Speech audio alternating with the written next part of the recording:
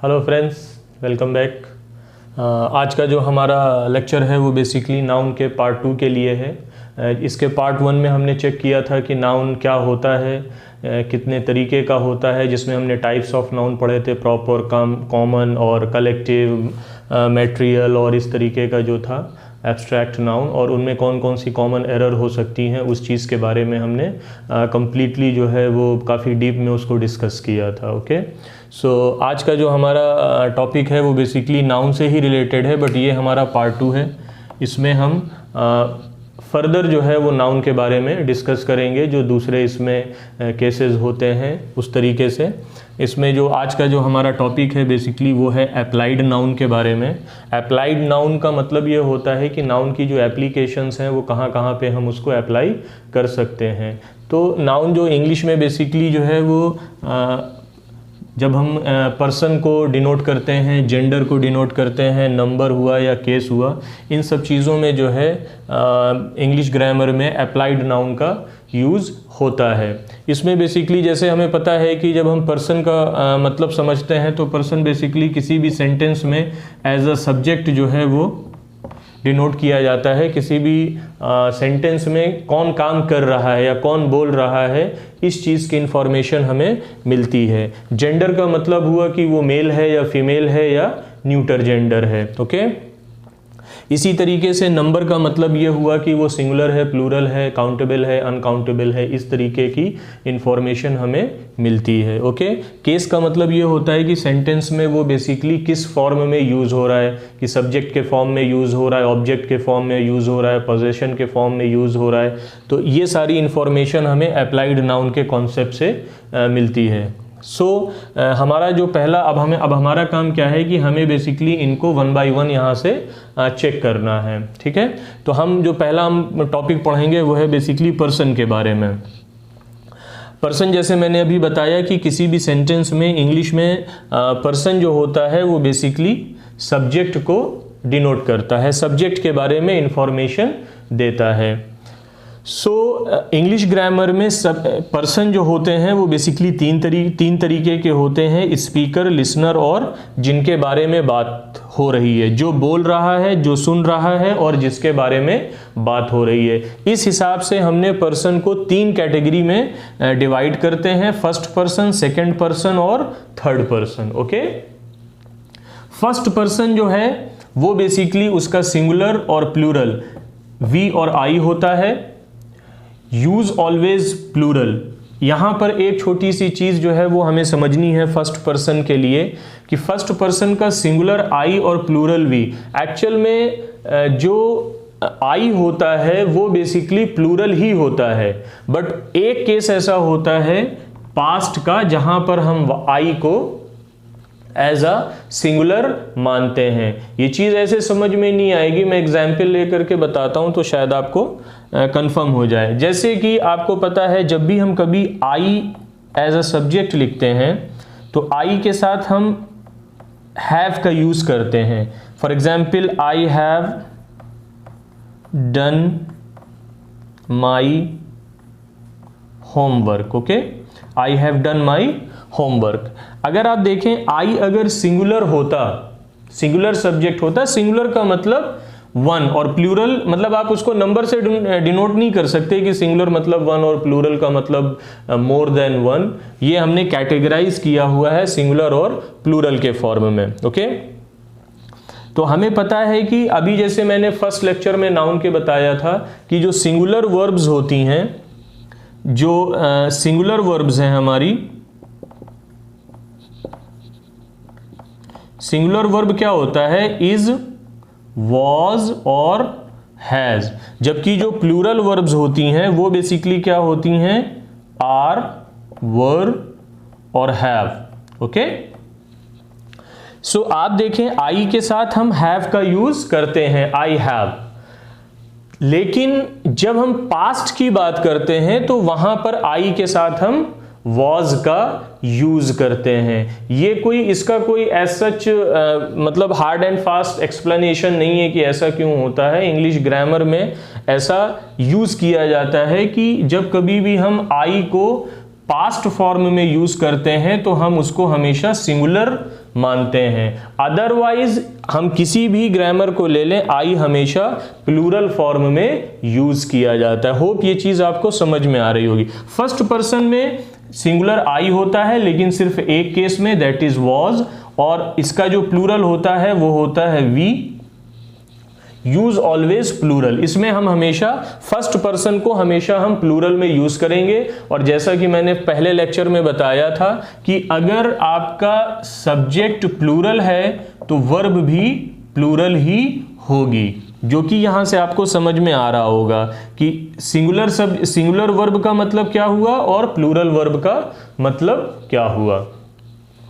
Next हमारे पास आता है फर्स्ट पर्सन के बाद सेकंड पर्सन। सेकंड पर्सन में सिंगुलर जो है और प्लूरल दोनों सेम होता है, दैट इज यू, और ये हमेशा प्लूरल फॉर्म में यूज किया जाता है। मतलब यू अगर प्लूरल है तो इसके साथ जो वर्ब आएगी वो भी प्लूरल आएगी। प्लूरल वर्ब का मतलब अगर हम सिंगुलर वर्ब की बात करें और प्लूरल वर्ब की बात करें तो सिंगुलर में बेसिकली इज, वॉज और हैज, जबकि अगर हम प्लूरल वर्ब की बात करें तो आर, वर और हैव, ये करके ऐसा आता है। ठीक है, सो ये था हमारा पर्सन जिसमें हमने फर्स्ट पर्सन पढ़ा, सेकंड पर्सन पढ़ा। अब बारी आती है थर्ड पर्सन की, जिसके बारे में हम बात करते हैं। तो यहां पर सिंगुलर केस में ही, शी, इट और वन नेम करके आता है, जबकि इसका प्लूरल जो होता है वो दे होता है। ओके, सो ये बेसिकली एप्लाइड नाउन के बारे में हम पढ़ रहे हैं, एप्लीकेशन ऑफ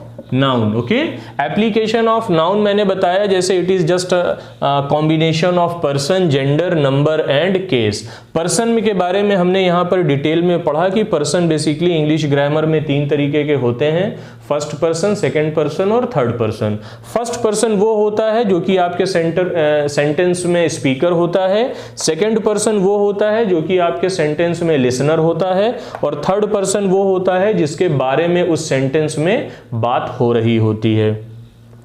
फिर हमने यहां पर इनका डिस्कस किया कि फर्स्ट पर्सन, सेकंड पर्सन और थर्ड पर्सन में सिंगुलर और प्लूरल का क्या कॉन्सेप्ट होता है। जैसे कि मैंने बताया यहां पर फर्स्ट पर्सन में सिंगुलर आई और प्लूरल वी।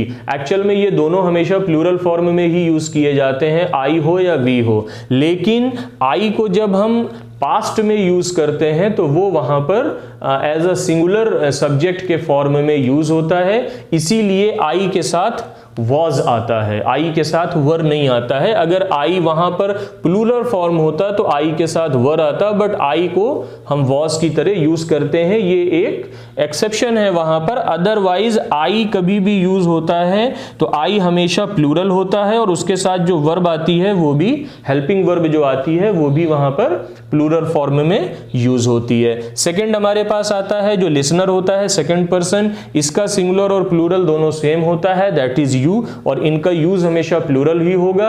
और अगर ये प्लूरल होगा तो इनके साथ आने वाली जो हेल्पिंग वर्ब है वो भी प्लूरल होगी, दैट इज वर और हैव और आर, ये बेसिकली प्लूरल फॉर्म में हो जाएगा। थर्ड हमारे पास आता है जिसके बारे में बात की जाती है, दैट इज थर्ड पर्सन।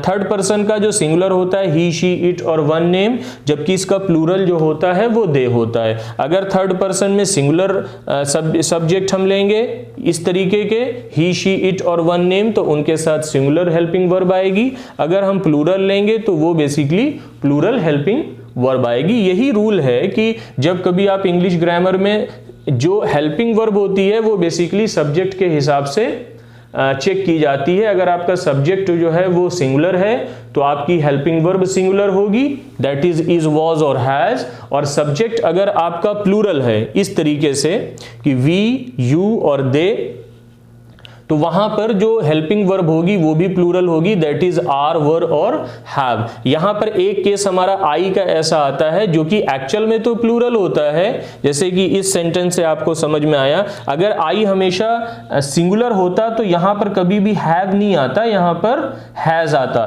क्योंकि हैज जो है वो क्या है, एक सिंगुलर हेल्पिंग वर्ब है। लेकिन आई के साथ हैव आता है, इसका मतलब ये हुआ कि नॉर्मल केस में आई जो है वो प्लूरल की तरह यूज होता है, बट सिर्फ एक केस ऐसा है जहां पर आई है, आई को हम एज अ सिंगुलर सब्जेक्ट जो है वो यूज करते हैं, that is past. So hope कि आपको ये पहली चीज समझ में आ गई होगी, जहां पर हमने अप्लाइड नाउन के लिए तीनों तरीके के पर्सन को हमने डिस्कस किया है कि फर्स्ट पर्सन, सेकंड पर्सन और थर्ड पर्सन क्या होता है, उनका सिंगुलर और प्लूरल फॉर्म क्या होता है, आई को कैसे हम सिंगुलर में यूज करते हैं एक्चुअल में जो कि प्लूरल होता है, सिंगुलर सब्जेक्ट और singular helping verb, plural subject और प्लूरल हेल्पिंग वर्ब, ये सारी चीजें हमने यहां पर समझी। सो अब हमें पढ़ना है जेंडर के बारे में, ठीक है। सो अब हम आगे जो है नेक्स्ट अपना देखेंगे जेंडर। सो अप्लाइड नाउन में हमारे पास अभी जो नेक्स्ट चीज़ है वो है जेंडर के बारे में। हमने पर्सन के बारे में पढ़ा अभी कि फर्स्ट पर्सन, सेकंड पर्सन और थर्ड पर्सन अप्लाइड नाउन कैसे होता है। अभी हम बात कर रहे हैं जेंडर के बारे में। तो जेंडर बेसिकली जो है वो जैसा कि आपको पता है कि अगर हम ऑल ओवर द वर्ल्ड अगर हम अपनी दुनिया में देखें तो हम बेसिकली दो जेंडर को इस तरीके से हम दो कैटेगरीज में सब डिवाइड कर सकते हैं। दैट इज़ पहला होता है लिविंग में और दूसरा होता है नॉन लिविंग में। लिविंग हमारे पास टोटल 10% है, नॉन लिविंग हमारे पास 90% है। अगर हम अपने सराउंडिंग में देखें तो जो भी नाउन, जो भी चीज़ें हमें दिखती हैं उसमें लिविंग कम और नॉन लिविंग जो है वो ज़्यादा हैं। तो जेंडर के केस में जब हम लिविंग को पढ़ते हैं तो लिविंग को बेसिकली हम तीन सब कैटेगरी में सब डिवाइड करते हैं। पहला होता है मैस्कुलाइन, दूसरा है फेमिनाइन और तीसरा है कॉमन। हम पढ़ रहे हैं जेंडर। अप्लाइड नाउन में हम जो टॉपिक पढ़ रहे हैं वो है जेंडर। जेंडर में हमने बेसिकली क्या किया कि जो चीज़ें हैं, जो नाउन है हमारे पास, उनको हमने लिविंग और नॉन लिविंग में सब कैटेगराइज किया। लिविंग को फर्दर हमने तीन कैटेगरीज में डिवाइड किया, दैट इज मैस्कुलाइन, फेमिनाइन और कॉमन। मैस्कुलाइन का मतलब होता है मेल, फेमिनाइन का मतलब होता है फीमेल और कॉमन का मतलब होता है ईदर मेल और फीमेल, जिसको सिर्फ सुन करके आप ये पता नहीं लगा सकते कि वो मेल है कि फीमेल है। ओके, सो मैस्कुलाइन जेंडर, अगर आपसे ये कोई पूछे कि मैस्कुलाइन जेंडर क्या होता है तो आपको पता होना चाहिए ये बेसिकली मेल नाउन को रिप्रेजेंट करता है। एग्जाम्पल में जैसे फादर, बॉय और डॉग। दूसरा आता है feminine gender. Feminine gender basically female gender को जो है वो डिस्क्राइब करता है, जैसे कि मदर, गर्ल और बिच। कॉमन जेंडर जो होता है, common gender basically either male और फीमेल, इन दोनों में से कुछ भी हो सकता है। आप सिर्फ सुन करके इसको चेक नहीं कर सकते। जैसे कि जो हम पोस्ट की बात करें अगर, या प्रोफेशन की बात करें, टीचर, डॉक्टर, ड्राइवर, इस तरीके से जो टर्म्स होते हैं, सीएम, डीएम, इस तरीके के जो पीएम, जो पोस्ट या प्रोफेशंस होते हैं, तो वो उनको सुन करके सिर्फ आप जो है वो ये उसको सुन करके सिंपली जो है वो आइडिया नहीं लगा सकते कि वो जो है वो मेल है या फीमेल है। ठीक है, तो इसको हम बोलते हैं कॉमन जेंडर। बेसिकली जैसे CM, DM, doctor, teacher, driver, इस तरीके के जो टर्म्स होते हैं, इनसे आपको कुछ भी हो सकता है, वो ईदर मेल और फीमेल हो सकता है। तो बेसिकली जेंडर में हमने क्या किया, हमने लिविंग और नॉन लिविंग में नाउन को डिस्क्राइब किया। उसके बाद हमने तीन पढ़े लिविंग में, दैट इज मस्कुलाइन, फेमिनाइन और कॉमन। ठीक है, मैस्कुलाइन का मतलब मेल, फीमेल, फेमिनाइन का मतलब फीमेल और कॉमन का मतलब इन दोनों में से कोई भी, जिसमें एग्जाम्पल्स यहाँ पर लिखे हुए हैं। नेक्स्ट चीज़ हमारे पास आती है नॉन लिविंग नाउन में। नॉन लिविंग नाउन जो होते हैं वो बेसिकली उनको आप मेल या फीमेल में जो है वो कैटेगराइज नहीं कर सकते। वो ना तो मेल होते हैं ना तो फीमेल होते हैं, इसीलिए उनको हम बोलते हैं न्यूटर जेंडर। इसको हम क्या बोलते हैं, neuter gender. Non living, neither male nor female, और इनको जो हम टर्म देते हैं वो देते हैं, नाम जो हम देते हैं उसका नाम है न्यूटर जेंडर। न्यूटर जेंडर मतलब वो ना तो मेल होते हैं और ना तो फीमेल होते हैं। जो भी चीज़ें जैसे for example table, chair, fan, plant, small insects, fish, आप इनको मेल या फीमेल में जो है वो कैटेगराइज नहीं कर सकते हैं। तो ये हमारा कॉन्सेप्ट था basically number 2, that is gender. Gender के बारे में हमने क्या किया, सिंपली नाउन को हमने फर्दर 2 सब कैटेगरी में डिवाइड किया, लिविंग और नॉन लिविंग। लिविंग को हमने मैस्कुलाइन, फेमिनाइन और कॉमन में सब डिवाइड किया। मैस्कुलाइन का मतलब मेल, फेमिनाइन का मतलब फीमेल और कॉमन का मतलब जो कि ईदर मेल और फीमेल हो सकते हैं एग्जाम्पल्स के साथ में। नॉन लिविंग को फर्दर हमने जो है वो चेक किया, तो नॉन लिविंग का जो नाम होता है वो होता है neuter gender. Neuter gender neither male nor female, इन दोनों में से कोई भी नहीं होता है। जो चीज़ें बेसिकली नॉन लिविंग होती हैं लाइक टेबल, चेयर, फैन, इस तरीके की जो चीज़ है, या कुछ चीज़ें ऐसी भी हैं जैसे प्लांट है, स्मॉल इंसेक्ट्स हैं, फिश हैं, जिनको कि आप मेल या फीमेल में कैटेगराइज नहीं कर सकते हैं। तो होप ये चीज़ आपको समझ में आ गई होगी, दैट इज जेंडर। अब हम आगे बढ़ते हैं अपने नेक्स्ट टॉपिक के लिए, नाउन में अप्लाइड नाउन जो हम पढ़ रहे हैं, तो उसको अब हम चेक करेंगे। अभी हमने पढ़ा अपना दूसरा एप्लीकेशन नाउन का, दैट इज़ जेंडर, जिसमें कि हमने लिविंग और नॉन लिविंग, मस्कुलाइन, फेमिनाइन और कॉमन, उसके बाद न्यूटर जेंडर के बारे में डिस्कस किया। जब हम जेंडर पढ़ते हैं तो वहाँ पर एक पॉइंट बहुत इंपॉर्टेंट है, that is personification of a noun.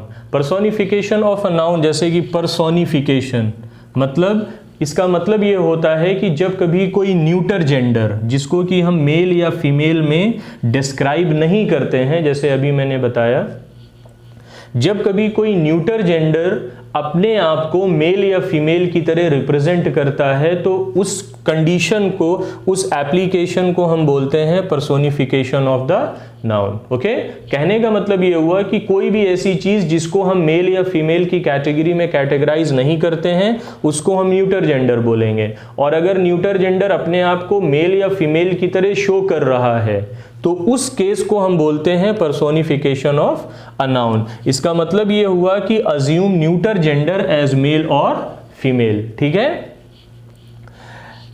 यहां पर इस कॉन्सेप्ट को समझने के लिए और इसके जो क्वेश्चंस होते हैं उनको सॉल्व करने से पहले आपको सिर्फ 2 चीज़ों का ध्यान रखना है, that is property of a male and property of a female, कि मेल की प्रॉपर्टीज क्या होती हैं और फीमेल की प्रॉपर्टीज क्या होती हैं। मेल बेसिकली, जैसे आपको पता है, पावर, रफ, क्रूअल और हार्ड, ये उसकी बेसिक प्रॉपर्टीज होती हैं कि वो पावरफुल होता है, रफ होता है, क्रूअल होता है, हार्ड होता है। इस तरीके की जो प्रॉपर्टीज होती हैं वो बेसिकली मेल के लिए दिखाई जाती हैं, जबकि फीमेल के लिए सॉफ्ट, ब्यूटी, काइंड और काम, इस तरीके के जो वर्ड्स होते हैं, जो एडजेक्टिव्स होते हैं, वो बेसिकली फीमेल के लिए लिए जाते हैं या उनका यूज किया जाता है टू रिप्रेजेंट अ फीमेल।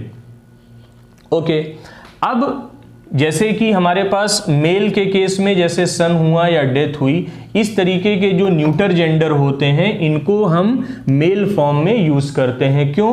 क्योंकि सन आपको पता है पावरफुल होता है, रफ होता है, इस तरीके से हम उसको देते हैं। मतलब जो नॉर्मल हमारी कम्युनिकेशन की लैंग्वेज है, हम नॉर्मल जो है वो बोल चाल में भी इस तरीके की चीज़ों को यूज़ करते हैं और वहाँ पर हम अपना डिफरेंस चेक कर सकते हैं कि कैसे हम किसी न्यूटर जेंडर को मेल और फीमेल की तरीके से यूज़ कर रहे हैं। ठीक है, अब जैसे कि मैंने अभी बताया कि फीमेल जो होता है वो बेसिकली उसकी एडजेक्टिव्स में सॉफ्ट, ब्यूटी, काइंड और काम होता है, जैसा कि मून। ओके, जैसे पुराने ज़माने में या गानों में आप सुनते होंगे कि लाइक चांद सी महबूबा एंड ऑल, सो वही चीज़ है यहाँ पर कि वहाँ पर हमने मून को एज अ फीमेल जो है वो अज्यूम किया हुआ है। ठीक है, इसके एग्जाम्पल से हम समझते हैं। जैसे पहला एग्जाम्पल है हमारे पास, the death always knows his, her or its victim. Okay, कि मौत को अपना विक्टिम जो है वो पता होता है। द डेथ ऑलवेज नोज, अब यहां पर हमारे पास 3 ऑप्शन है, हिज, हर और इट्स। आपको पता है हिज जो है वो मेल के लिए, हर जो है वो फीमेल के लिए और इट्स जो है वो बेसिकली नॉन लिविंग के लिए हम यूज करते हैं। तो जैसे कि आपको पता है यहां पर आप देखेंगे कि डेथ को हमने एज अ पर्सन जो है वो यूज किया हुआ है। इसका जो आइडिया है डेथ का यहाँ पर वो एज अ पर्सन हम ले रहे हैं, तभी हमारे पास हिज, इट्स और हर आया हुआ है। तो डेथ को जब हम पर्सोनिफिकेशन के केस में देखते हैं तो बेसिकली वो एज अ मेल फॉर्म, चूंकि डेथ का कॉन्सेप्ट होता है कि पावर, रफ, क्रूअल और हार्ड, ठीक है। तो डेथ जो है वो हमारे पास मेल के फॉर्म में यूज होता है, इसीलिए यहां पे हम हिज को करेक्ट ऑप्शन मानेंगे। नेक्स्ट एग्जाम्पल हमारे पास आता है मून के लिए कि the moon is hiding his और हर फेस बिहाइंड द क्लाउड। जैसा कि मैंने अभी बताया, जब हम मून के बारे में बात करते हैं, सन के अपोजिट, सन हॉट होता है, मून जो है वो कोल्ड होता है। तो मून जो है वो बेसिकली फीमेल की तरह यूज किया जाता है, सॉफ्ट, ब्यूटी, काइंड और काम। तो यहां पर हिज और हर में हमारा जो करेक्ट ऑप्शन होगा वो हर होगा। एक्चुअल में मून का अपना कोई फेस नहीं होता, बट हम उसको पर्सोनिफिकेशन के केस में उसको एज अ फीमेल मानते हैं कि मून जो है वो अपना फेस बादलों के पीछे छुपा रहा है, फेस बिहाइंड द क्लाउड। सो इस सेंस में हमने मून को एज अ फेमिनाइन जेंडर जो है वो अज्यूम किया हुआ है, इसलिए यहां पर जो करेक्ट ऑप्शन होगा वो हर होगा। थर्ड केस हमारे पास या थर्ड एग्जाम्पल जो है हमारे पास, the army knows its his, her or their duty. Army का मतलब आप समझते हैं, सेना। आर्मी क्या होता है, सॉफ्ट होता है कि पावरफुल होता है? For sure it is powerful, rough, cruel, hard. तो यहां पर भी आर्मी को हम मेल फॉर्म में यूज कर रहे हैं, इसीलिए इट्स, हर, हिज और देयर में हमारे पास जो करेक्ट ऑप्शन है वो हिज होगी। ओके, सो इस तरीके से जो है वो हमारा ये यूज करेंगे यहां पर हम इसको, ठीक है। सो ये हमारा यहां पर जेंडर के लिए जो पर्सोनिफिकेशन ऑफ द नाउन था, ये कॉन्सेप्ट यहां पर होपफुली आपको क्लियर हो गया होगा कि पर्सोनिफिकेशन का मतलब होता है जब कभी हम किसी न्यूटर जेंडर को एज अ मेल और फीमेल रिप्रेजेंट करते हैं, लेकिन वही चीज है कि आप कैसे पहचानोगे, उसके लिए आपको मेल और फीमेल की प्रॉपर्टीज का थोड़ा सा डिफरेंशिएशन करना आना चाहिए कि मेल पावरफुल, रफ, क्रूअल और हार्ड, जबकि फीमेल जो है वो सॉफ्ट, ब्यूटी, काइंड और काम। तो इसके हिसाब से आप उस पर्टिकुलर एग्जाम्पल को रीड आउट करके जो उस सेंटेंस का जो सेंस है उसको पता लगा सकते हैं कि ये बेसिकली मेल फॉर्म के लिए यूज हो रहा है कि फीमेल फॉर्म के लिए। इस तरीके से हम पर्सोनिफिकेशन ऑफ नाउन के क्वेश्चंस को इजीली सॉल्व कर सकते हैं बिना किसी मिस्टेक के। ओके, सो अभी हमने देखा कि हम कैसे अपने अप्लाइड नाउन में जेंडर को हम डिनोट करते हैं और वो हमारा कैसे पर्सोनिफिकेशन और ये सारी चीज़ों में इन्वॉल्व होता है। अब हमारे पास जो थर्ड कॉन्सेप्ट आता है अप्लाइड नाउन का, ये होता है बेसिकली नाउन का नंबर में रिप्रेजेंटेशन। ओके, नंबर रिप्रेजेंटेशन जो होता है वो नाउन का बेसिकली हम नाउन को दो तरीके से डिनोट करते हैं, एक होता है काउंटेबल और दूसरा होता है अनकाउंटेबल। ठीक है, काउंटेबल नाउन जो होता है वो बेसिकली सिंगुलर और प्लूरल में फर्दर जो है वो डिवाइड किया जाता है। सिंगुलर का मतलब वन और प्लूरल का मतलब वन प्लस। अगर आपने वीडियो देखा होगा ए, एन और आर्टिकल के लिए या एस और ई एस के लिए नाउन के केस में, तो आपको एग्जैक्टली वहाँ से समझ में आ जाएगा कि हम कैसे सिंगुलर के साथ आर्टिकल का यूज़ करते हैं और जो प्लूरल फॉर्म होता है एस और ई एस को यूज़ करने के लिए, तो उसमें भी कैसे हम एस और ई एस ऐड करते हैं। सो यहाँ पर हम पढ़ रहे हैं नाउन नंबर। नाउन नंबर को हमने पहले दो सब कैटेगरी में डिवाइड किया। पहला होता है हमारे पास काउंटेबल और दूसरा होता है अनकाउंटेबल। काउंटेबल को हम सिंगुलर और प्लूरल में जो है वो डिनोट करते हैं और दूसरा होता है कि सिंगुलर के साथ आर्टिकल का यूज़ करते हैं, प्लूरल के साथ हम आर्टिकल का यूज़ नहीं करते हैं। ये चीज़ हमने डिटेल में स्टडी किया था जब हमने आर्टिकल का चैप्टर देखा था। ठीक है, अब अनकाउंटेबल नाउन क्या होते हैं? अनकाउंटेबल नाउन हमेशा सिंगुलर होता है और इसके साथ कोई भी आर्टिकल यूज नहीं होता है। ठीक है, तो हमने ये चेक कर लिया यहाँ पे कि काउंटेबल और अनकाउंटेबल नाउन क्या होते हैं। काउंटेबल नाउन का मतलब जिनको कि हम नंबर्स में एक्सप्रेस कर सकते हैं, या अनकाउंटेबल नाउन जिसको कि हम नंबर में एक्सप्रेस नहीं कर सकते हैं। ठीक है, यहाँ पे जो मेन चीज है वो हमें इनका कंपैरिजन है कि काउंटेबल और अनकाउंटेबल नाउन को हम कैसे कंपेयर करते हैं। सबसे पहली चीज़ ये है कि काउंटेबल नाउन जो होते हैं इनके लिए हम नंबर का यूज़ करते हैं। अगर हमारे पास एक है तो हम ए और एन, और एक से ज़्यादा है तो एस और ई एस को यूज़ करते हैं, जो कि सेपरेट इसके ऊपर जो है वो वीडियोस बने हुए हैं, आप उसको डिस्क्रिप्शन से जा कर के चेक कर सकते हैं। ठीक है, कि हम कैसे किसी नाउन के साथ ए और एन और उसके लास्ट में एस और ई एस ऐड करते हैं। एस और E S basically more than one के लिए यूज़ किया जाता है, और ए और एन बेसिकली सिंगुलर नाउन के लिए यूज़ किया जाता है। ठीक है, अनकाउंटेबल नाउन के यहाँ पर कुछ एग्जाम्पल्स लिखे हुए हैं, जैसे water, coffee, air, salt, sugar, love, advice. Uncountable noun basically वो नाउन होते हैं जिनको सिर्फ देख करके उनको आप काउंट नहीं कर सकते हैं। ठीक है, दूसरी चीज़ ये होती है, दूसरा इनके बीच में जो डिफरेंस आता है वो ये होता है कि जब कभी हम काउंटेबल नाउन्स के लिए क्वेश्चंस लिखते हैं तो वो बेसिकली हाउ मेनी से लिखे जाते हैं। ठीक है, how many friends do you have, इस तरीके से। लेकिन वहीं पर अगर हम अनकाउंटेबल की बात करें तो अनकाउंटेबल बेसिकली हाउ मच के साथ लिखे जाते हैं, how much money do you have, इस तरीके से।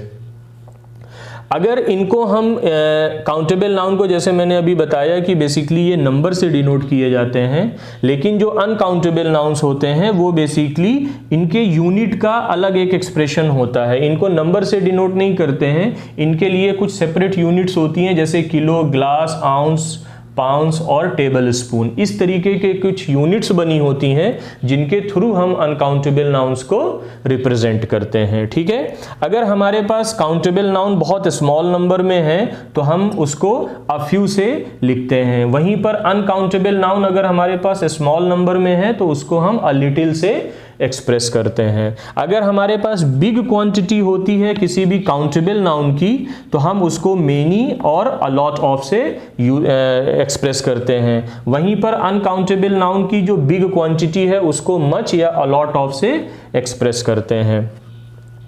सम दोनों में कॉमन होता है। सम का यूज जो है वो आप काउंटेबल और अनकाउंटेबल दोनों के लिए कर सकते हैं। लास्ट इसमें पॉइंट आता है मोर और फेवर, तो और यहाँ पर मोर और लेस, इस तरीके के जो टर्म होते हैं यहाँ से आप समझ रहे होंगे कि मोर का यूज हम दोनों में कर सकते हैं।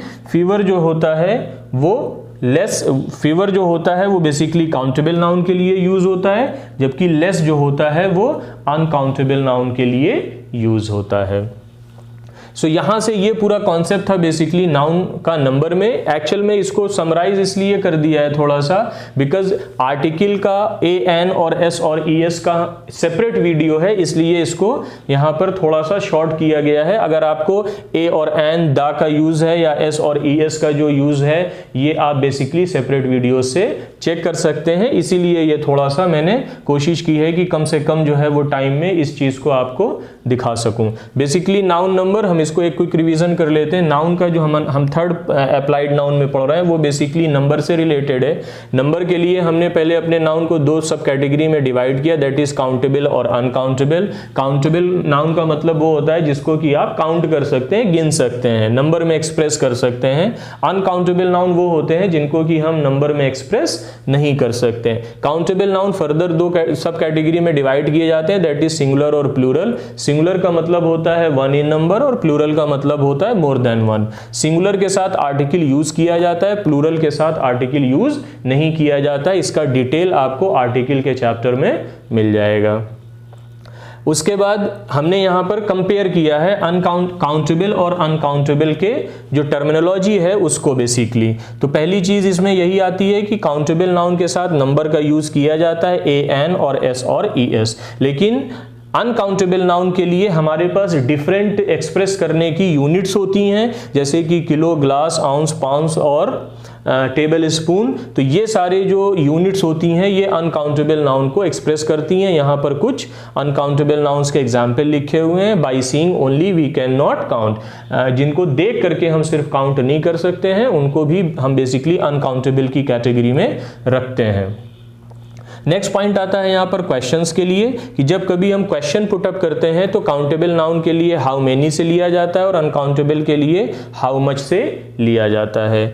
स्मॉल क्वांटिटी जब हम काउंटेबल नाउन के लिए लेते हैं तो अ फ्यू आता है, जबकि यहाँ पर अनकाउंटेबल के लिए अ लिटिल आता है। बिग क्वांटिटी मेनी और अलॉट ऑफ से, जबकि अनकाउंटेबल के लिए मच और अलॉट ऑफ से यूज किया जाता है। सम दोनों में कॉमन होता है, और जब एक्स्ट्रा क्वांटिटी है तो मोर, और कम क्वांटिटी है तो फीवर, और सम मोर और लेस। इस तरीके से काउंटेबल और अनकाउंटेबल में हम इसको डिफरेंशिएट कर देते हैं। यहां से ये चीज हमारी क्लियर हो जाती है। अब हम नेक्स्ट चीज पढ़ेंगे, दैट इज जो कि हमारी लास्ट है, वो है केस इन नाउन। ठीक है,